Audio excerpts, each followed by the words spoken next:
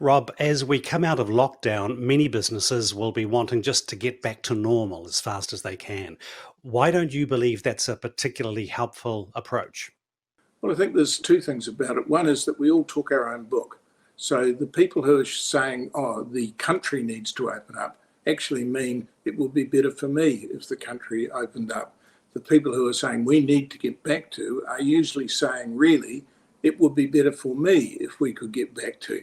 So I think you've got to learn to look through the calls for change. They're not sort of nationally motivated or socially motivated. By and large, they're motivated by what suits us. For example, in my case, it would suit me if we had pretty quickly opened the casino again straight away. And if we had not stopped tourists coming into New Zealand, it would have been very helpful for tourism holdings. But it would have been madness. So we didn't do it. Nobody complained about it. And we've got to take some of that attitude forward, I think. The second thing I'd like to say about it is that, do we want to go back anyway? I think we've got to be careful that we don't just try and recreate what we had. And ideally, to me, we would try and create a better society and a better economy than we had, and simply putting things back in place might well be a mistake. Well, what we did have was all built around globalization. Do you agree with those who say COVID-19 will bring down the curtain on globalization?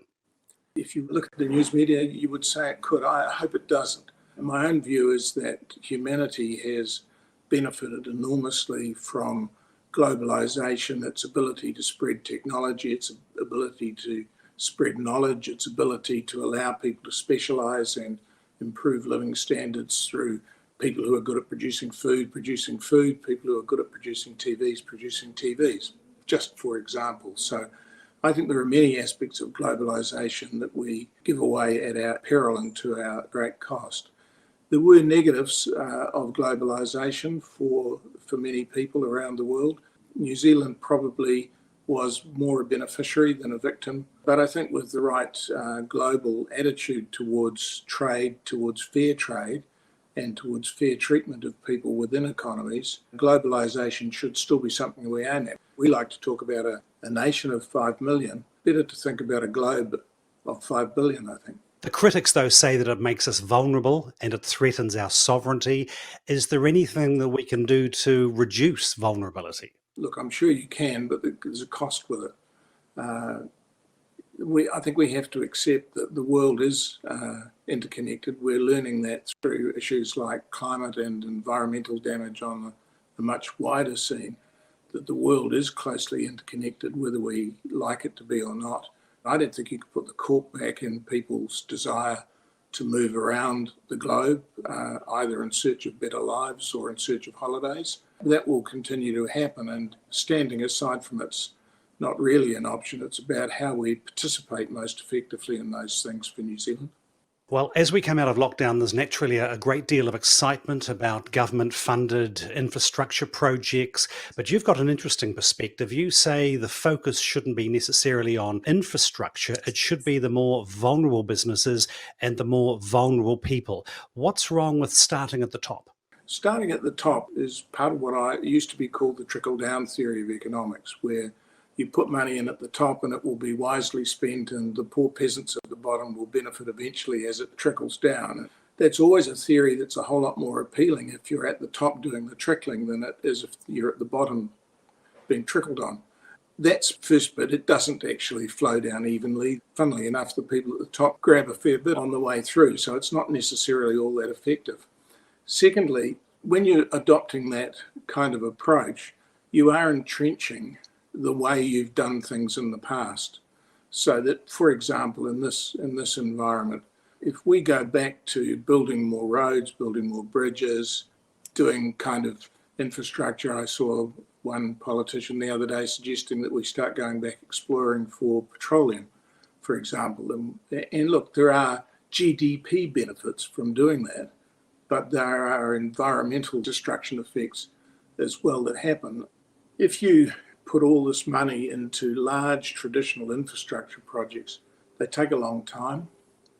You very quickly find you don't have the local labour to support it, so you have to start importing labour, and we get back on the same treadmill that we were in before about high house prices, skills shortages, all those things happen within weeks or months of these things kicking off. So the most effective thing, in my opinion, to do is to make sure that the majority of that money goes into the bottom, that it supports people to have a decent life, to improve the health systems, to improve the education system, to improve the skills programs. Now, the government at the moment is trying to do a balance between that. It's getting inundated with calls from vested interests to spend money on me, and my firm will do this and my firm will do that. They're doing quite a lot of that, arguably a bit too much in my personal view, but they're trying to balance it. But a lot of the criticism is, well, this money's going to be wasted out in the communities. I don't think that's right. I think you much more effectively build it up from below. Just to take one thing you said, I don't think we should be spending too much money supporting vulnerable businesses, because businesses can be vulnerable for any number of reasons. Some are that the business is not any good. Some are that the world has moved past them. Some are that it's just a temporary thing. If it's just a temporary thing and supporting the business is a way to support a good lifestyle and to support some employees and to support communities, yes, I think we should be doing that. But a blanket support for businesses just because they're losing money is a road to misallocating resources. It doesn't solve any problems and probably creates new ones. Well, is there any infrastructure project or projects that you do believe deserve urgency? For example, you're in tourism, a decent road into Queenstown would be good. I'm in Auckland, some storage for our lack of water would be good. What about you? What infrastructure would you like to see treated with urgency? To me, the infrastructure things that we need to deal with primarily are our health infrastructure does need improvement. I believe our water infrastructure across all forms of water requires improvement, investment and enhancement.